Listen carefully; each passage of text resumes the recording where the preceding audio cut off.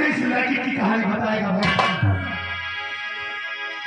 बता मुझे इस लड़की की कहानी क्या है, जानना चाहिए। हाँ, यहाँ के महाराज अनजान सिंह को तो अच्छी तरह से जानता हूँ। हाँ, मैंने उनका नाम सुना है। उनका भी एक हंसता खेलता परिवार था, लेकिन उस परिवार में पता नहीं किसकी नजर लग गई। वो परिवार एक मिट्टी की खिलौने की तरह टूट के बिखर गया। एक दिन की बात है, महाराज अनजान सिंह का चौथा पन आया। दरबारी द्वारा अपने बेटे भारत को बुलाया। इस कहानी से मेरा ताल्लुकात क्या है, कहानी सुन के जा ताल्लुकात खुद में खुद मालूम हो जाएगा। अपने बेटे भारत को बुलाया, कहा बेटे भारत तुम मेरे 5 वचन निभाना। उस बेटे ने कहा वो कौन से 5 वचन है? महाराज अनजान सिंह ने कहा प्रथम वचन ये है अपनी प्रजा के साथ अच्छा व्यवहार करना। दूसरा वचन ये है कि कभी झूठ नहीं बोलना, और तीसरा वचन ये है कि कभी चोरी नहीं करना। चौथा वचन ये है कि हमारे राज्य में जितनी माँ बहन बेटियां हैं उन्हें अपनी माँ बहन बेटी समझना। और पांचवा वचन ये है कि चाचा को पिता और चाची को माँ समझना। उस बेटे ने अपने पिता के 5 वचन को स्वीकार कर लिया। उसी खुशी में महाराज अनजान सिंह अपने बेटे का राज तिलक कर लिया। आसाम देश राजा बनाना चाहते थे, लेकिन उस बेटे ने साफ इनकार कर दिया। कहा पिताश्री मैं आपके 5 वचन निभाऊंगा कि इस राजगद्दी को संभालूंगा। इस राजगद्दी को संभालने का हक चाचा श्री को है।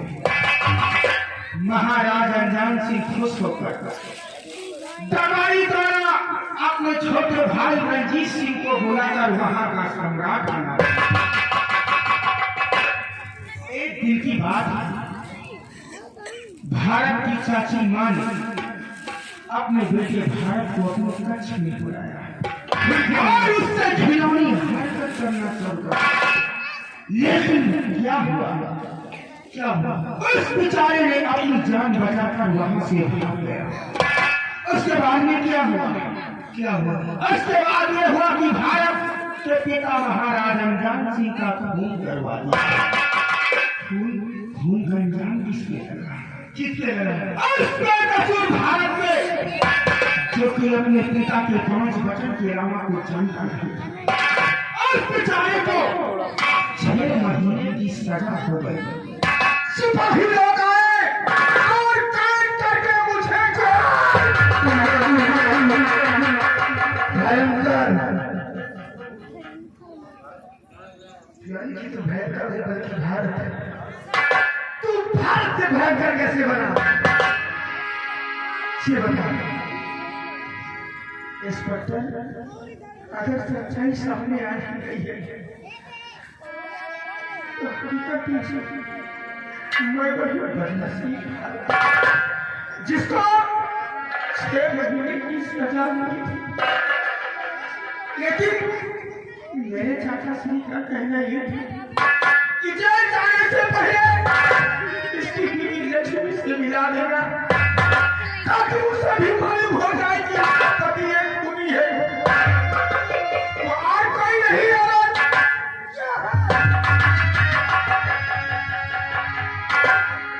जेल जाने से पहले इसकी गोद में एक बच्चा था। इस बच्चे हमने कहा इस नाटक को मेरे बेटे के गले में डाल देना, भोलेनाथ तुम्हारी और बच्चे की रक्षा करेंगे।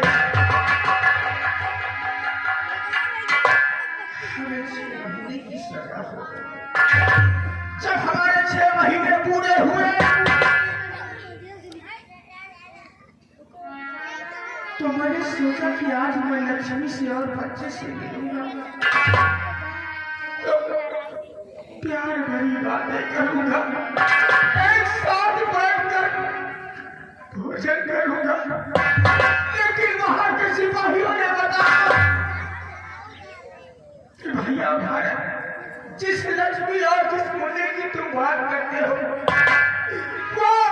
राजमहल में नहीं है। तुम्हारी चाची माँ ने धक्के मारकर राजमहल से बाहर निकाल दिया। पता नहीं जीवित थी या मर जाएगा।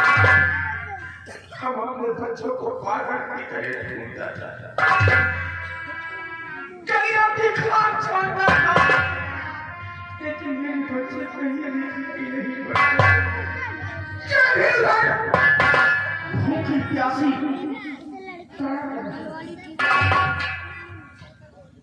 अरे ये भी भूख से मर रही थी। इसका बच्चा भी भूख से मर रहा है। अरे जब इसे भोजन नहीं मिलेगा तो इस बच्चे को भोजन कहाँ से मिलेगा?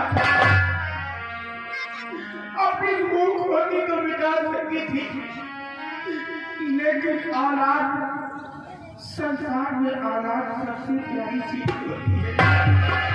औलाद के खातिर माँ पिता पता नहीं इस रास्ते को गुजर करते हैं। इंस्पेक्टर इसने विक्रम सिंह के यहाँ नौकरी कर ली, लेकिन काम क्या था?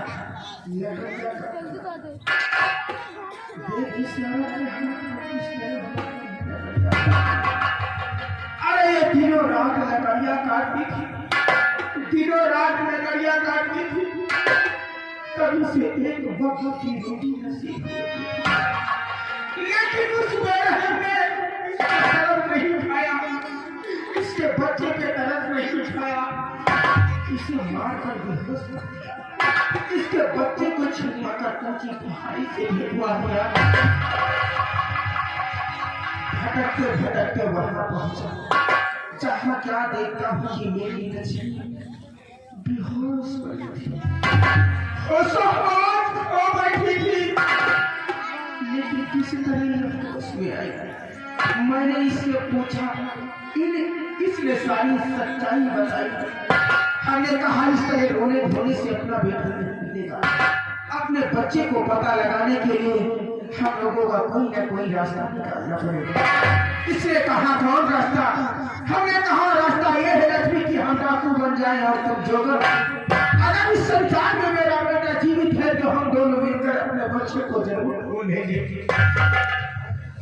इसे भोलेनाथ की मंदिर पे छोड़ दिया और मैं डाकू भयंकर सिंह के नाम से प्रसिद्ध हो गया और इससे वादा कर लिया था कि हर दूसरे तीसरे दिन हम तुमसे मिलते रहेंगे।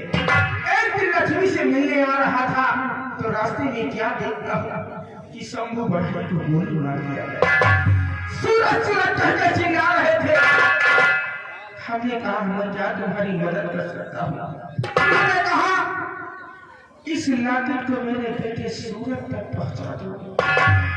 हमने पूछा तुम्हारा सूरज लगा बेटा है तो मरने के वक्त कोई प्राणी झूठ नहीं बोलता। उन्होंने कहा सूरज मेरा सगा बेटा नहीं, हमको लकड़ियां काटने समय उसे जंगल में खोया। आपका कानून शंभू बढ़े अभी मुझे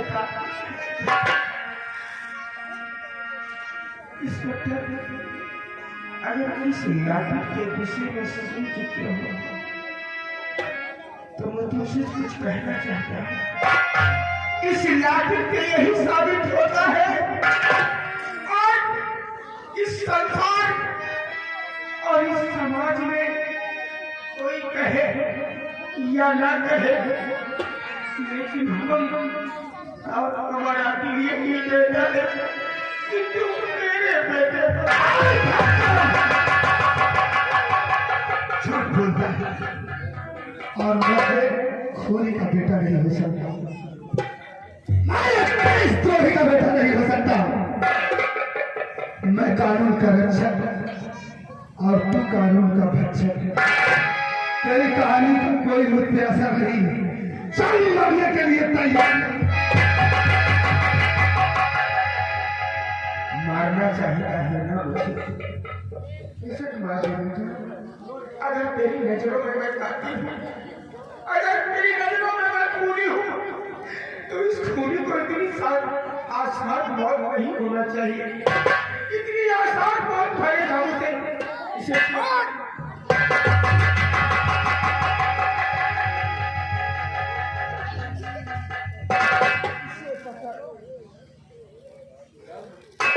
इस शरीर के जितने टुकड़े करना है ताकि मुझे मरने में भी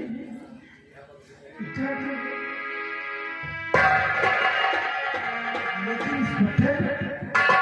मरने से पहले हम किससे हाथ जोड़ के गुजारिश करेंगे। इस औरत को देख रहे हैं, हमारे सिवा इस दुनिया में कोई नहीं। हम मर जाएंगे तो उसके सहारा लीजिए। इसलिए मरने से पहले हम तुमसे हाथ जोड़ के गुजारिश करेंगे कि मेरे मर जाने के बाद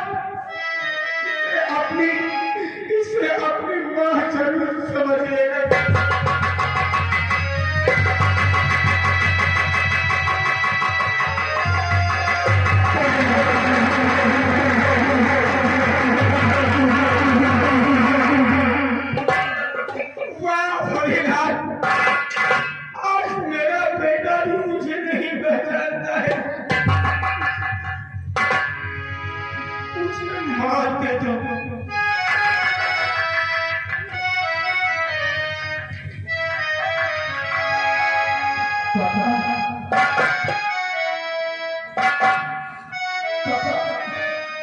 मुझे माफ कर दो,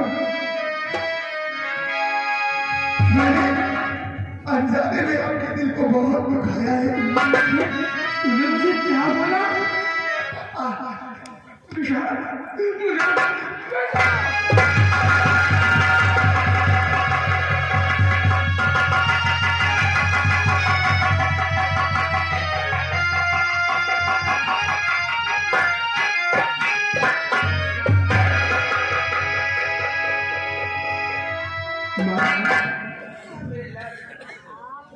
तुझे अपने लाल की सौगंध बोल की जान ने तुझे भूल के आंसू लाए।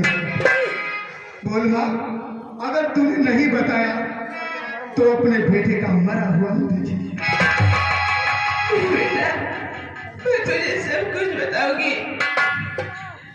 तू जानना चाहता है मुझे खून के आंसू किसने रुलाया है? किस हरामजादे ने तुझे खून के आंसू रुलाया? लाल, मुझे खून के आंसू रुलाने वाला और कोई नहीं, मेरी छोटी माँ और वो हरामजादा विक्रम सिंह है। खून के आंसू रुलाया है। माँ, जितने तेरी आंख से आंसू निकले हैं उतना ही उस हरामजादे के बदन से लहू बहा दूंगा।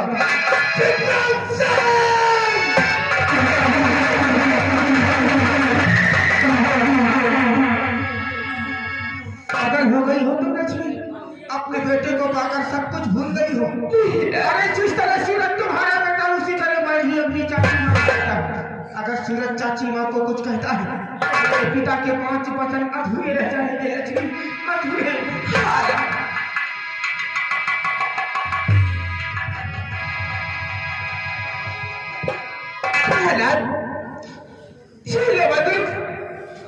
अगर सूरज चाची माँ को कुछ भी कहता है तो उसे मिटा देना। ये तुम कह रही हो? हालात एक माँ अपने बेटे को कह रही। हम अपने पिता के 5 वचन के लिए कुछ भी कर सकते हैं।